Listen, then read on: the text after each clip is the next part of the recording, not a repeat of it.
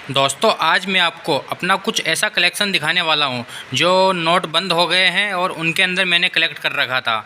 और शायद मैं इनको अब एक्सचेंज भी नहीं करवाऊंगा क्योंकि मेरे कलेक्शन में कुछ नोटों को रखूंगा मैं। तो कौन से नोट, वो 2000 के नोट हैं जो मैं जमा नहीं कराऊंगा, एक्सचेंज नहीं कराऊंगा और नोटबंदी के बाद में भी मेरे पास रखूँगा। अब चलिए मैं आज आपको बता देता हूँ, और आपके पास भी अगर ऐसे नोट हो तो आप भी उन नोटों को रख सकते हो और अपने कलेक्शन में इनको आगे रख सकते हो। आगे दिखाने के लिए भविष्य में इनकी वैल्यू बढ़ सकती है और बढ़ेगी, क्योंकि भारत सरकार ने 2000 के नोटों को बंद कर दिया है। तो मैं बंद नोटों में से रखने लायक नोटों को बता देता हूँ, और उसके अलावा कुछ नोट मेरे पास और है जो मेरे कुछ एल्बम्स में हैं। तो चलिए मैं आपको पहले बता देता हूँ। एक मेरा नोट है ये 2000 का जो मैंने रखा है, इसके मिडल में 786 है। देखो इसका 20, उसके बाद में 786 और इसके लास्ट पे 2। तो ये मिडल में 786 का मेरे पास एक नोट है जो मैंने अपने कलेक्शन में रख रखा है। और उसके अलावा एक और नोट है मेरे पास जिसके अंदर उल्टे टाइप से अगर आप उन देखेंगे तो 786, पीछे से देखो 786, ये मेरे पास में पीछे की तरफ से अगर उल्टा पढ़ेंगे अपन तो 786 है।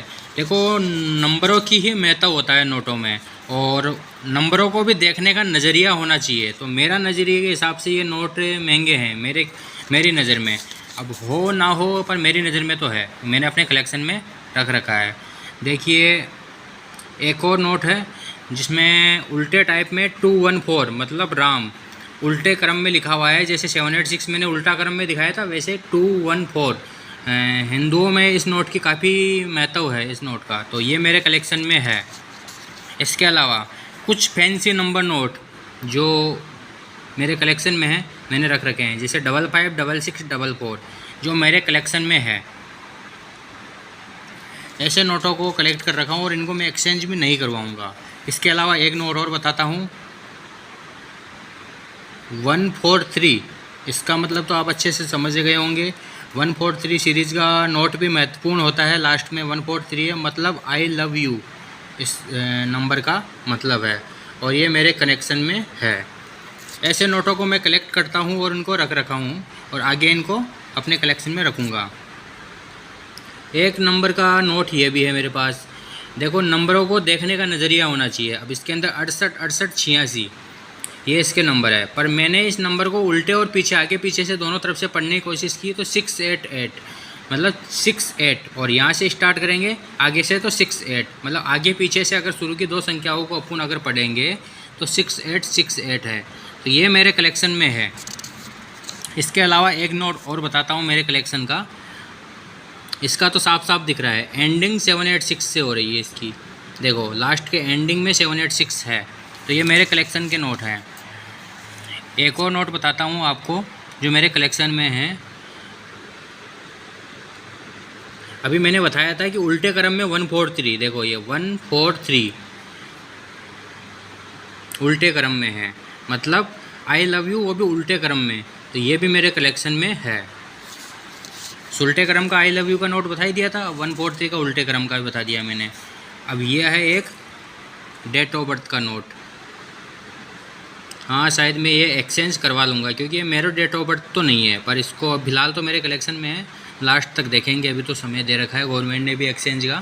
तो इसकी डेट ऑफ बर्थ किसी की होगी तो वो ले लेगा, नहीं तो मैं एक्सचेंज करवा दूँगा इसको। 0107 और लास्ट में ईयर, जैसे मंथ, डे और ईयर ये होती है, वैसे इसकी डेट ऑफ बर्थ है ये।